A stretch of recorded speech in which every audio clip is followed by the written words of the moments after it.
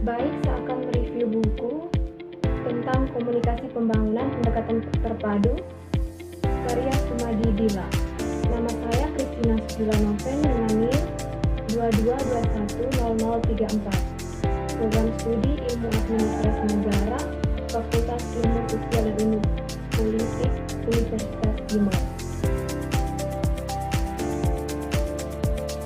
Identitas buku dengan judul buku Komunikasi Pembangunan Pendekatan Terpadu dengan penulis Sumadi Dila. Penerbit oleh Prof. Dedi Mulyana. Tahun terbit Agustus 2007. Jumlah halaman dengan 200 halaman. Baik, untuk bab yang pertama yaitu tentang landasan konseptual komunikasi pembangunan. Untuk bagian pertama yaitu menyoal eksistensi komunikasi pembangunan. Komunikasi pembangunan adalah studi komprehensif yang bertujuan untuk mempercepat menuntaskan masalah pembangunan, terutama di negara dunia ketiga. Studi ini populer karena menawarkan pendekatan teoritis dan praktis untuk mendukung pembangunan masyarakat dan negara. Untuk bagian B, perkembangan konsep dan istilah. Untuk yang pertama, jurnalisme pembangunan. Konsep ini menurut untuk menciptakan komunikasi yang efektif, murah, masif guna untuk mendukung pembangunan. Awalnya jurnalisme pembangunan difokuskan pada peliputan proses pembangunan, bukan hanya peristiwa. Pendekatan ini diperkenalkan melalui kegiatan seperti kursus ekonomi fair Asia pada tahun 1968. Untuk yang kedua, komunikasi penunjang pembangunan. Konsep ini berasal dari proyek-proyek dan dirancang untuk mendukung pembangunan melalui penggunaan sumber daya komunikasi secara terencana. Untuk bagian C yang ketiga, aspek teoritis yang berkembang. Yang pertama, teori evolusi. Teori evolusi menjelaskan perkembangan masyarakat sebagai proses perubahan sosial yang bergerak linear dari masyarakat yang primitif menuju masyarakat yang modern. Untuk yang kedua yaitu teori fungsional. Teori ini mengibaratkan masyarakat seperti sistem fungsi pada tubuh manusia. Untuk bab yang kedua yaitu tentang dimensi teoritis komunikasi dan perubahan dalam pembangunan. Untuk bagian yang pertama yaitu pentingnya memahami komunikasi pembangunan. Memahami komunikasi pembangunan merupakan hal penting karena komunikasi menyangkut berbagai perspektif dan perkembangannya. Komunikasi juga dipandang sebagai proses, peristiwa, dan simbol yang sering dimanfaatkan dalam berbagai aspek kehidupan masyarakat, termasuk ekonomi, politik, sosial budaya. Oleh karena itu, penguasaannya komunikasi dianggap penting agar dapat membangun, memperluas, dan mencegah konflik dalam masyarakat. Untuk bagian kedua yaitu bagian B, mendefinisikan komunikasi dan perubahan.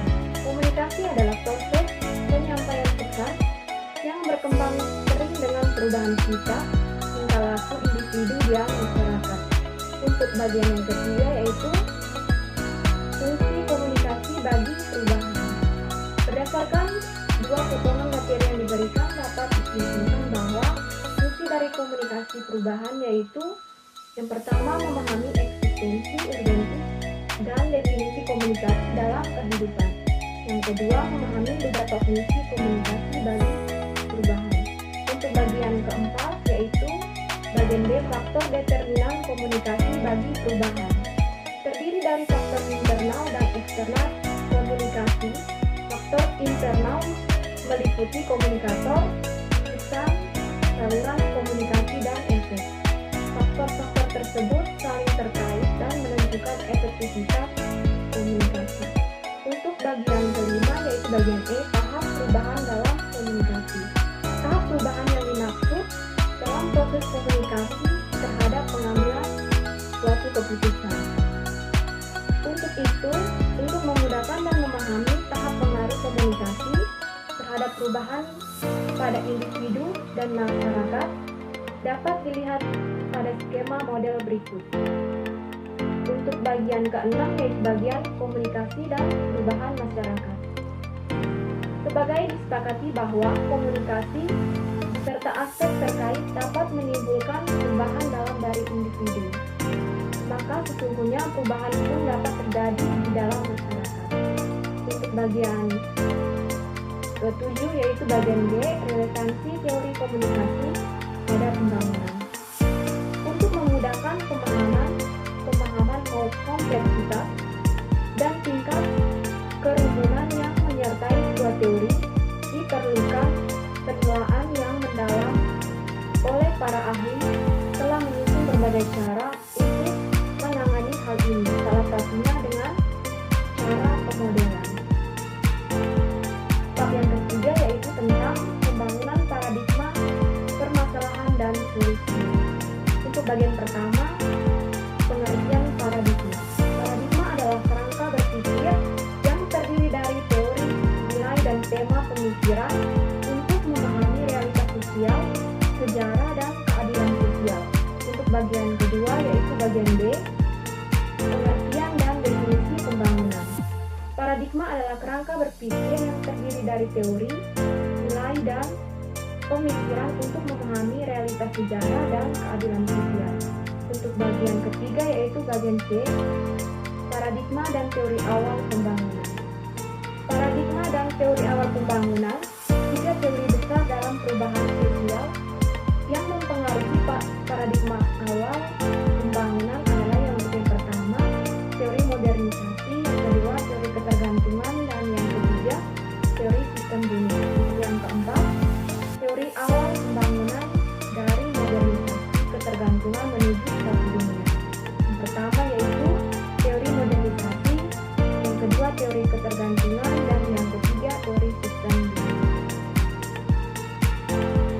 Yang keempat yaitu tentang komunikasi pembangunan. Untuk bagian yang pertama, bagian A, tentang pengertian komunikasi pembangunan.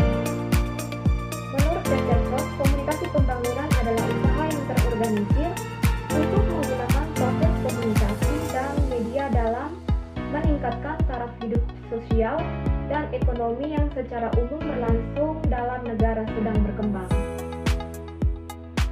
Yang pertama, pengertian dalam arti luas. Komunikasi pembangunan melibatkan hubungan yang kompleks antara komunikasi dan berbagai aspek pembangunan yang mencakup komunikasi politik, sosial, budaya, dan kebijakan komunikasi.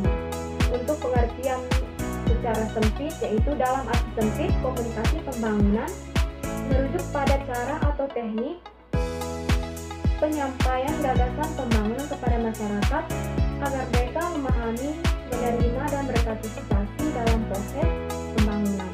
Untuk bagian B, perspektif komunikasi pembangunan. Materi tersebut membahas komunikasi pembangunan dalam perspektif psikologi berdasarkan pandangan dari Hegel. Untuk bagian ketiga yaitu bagian C, tentang problematika komunikasi pembangunan, kendala dan perbatasannya. Materi tersebut membahas baik untuk bab 5 tentang komunikasi dalam pembangunan. Untuk bagian yang pertama yaitu potret paradigma komunikasi pembangunan. Pentingnya pemilihan strategi komunikasi dalam perencanaan pembangunan. Strategi komunikasi adalah tahap terakhir dalam pengambilan keputusan yang menentukan langkah-langkah yang efektif untuk mencapai suatu tujuan. Untuk bagian kedua yaitu bagian B, tentang kritik pendekatan mekanistik media massa.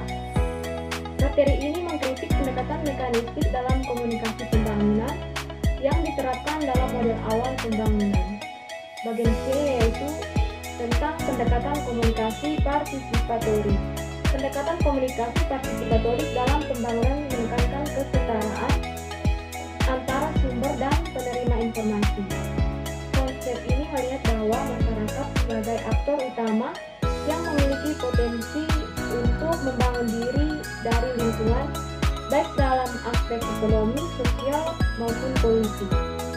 Untuk bab 6, tentang implikasi teknologi komunikasi dalam pembangunan. Untuk bagian yang pertama yaitu tentang teknologi komunikasi dan dampaknya bagi pembangunan. Materi ini membahas tentang dampak positif dan dampak negatif teknologi komunikasi dan informasi dalam konteks globalisasi. Menurut Parker dan Dan, teknologi komunikasi memiliki potensi besar untuk mengurangi biaya pendidikan dan memberikan akses yang setara kepada masyarakat untuk kesempatan belajar sepanjang hidup. Untuk bagian B tentang beberapa hal yang perlu diperhatikan, materi ini membahas tentang pentingnya perhatian terhadap aspek-aspek tertentu dalam penerapan teknologi informasi dan komunikasi untuk pembangunan Indonesia. Hal-hal yang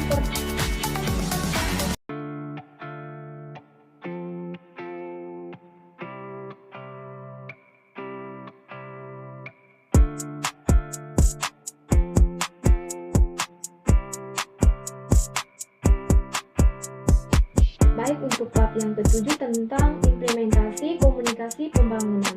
Bagian yang pertama, komunikasi pembangunan dan perencanaan komunikasi. Komunikasi pembangunan adalah pendekatan strategis yang membutuhkan perencanaan komunikasi yang baik untuk mencapai keberhasilan pembangunan. Yang bagian kedua, ya bagian B, tentang sasaran perubahan berorientasi pada halayak.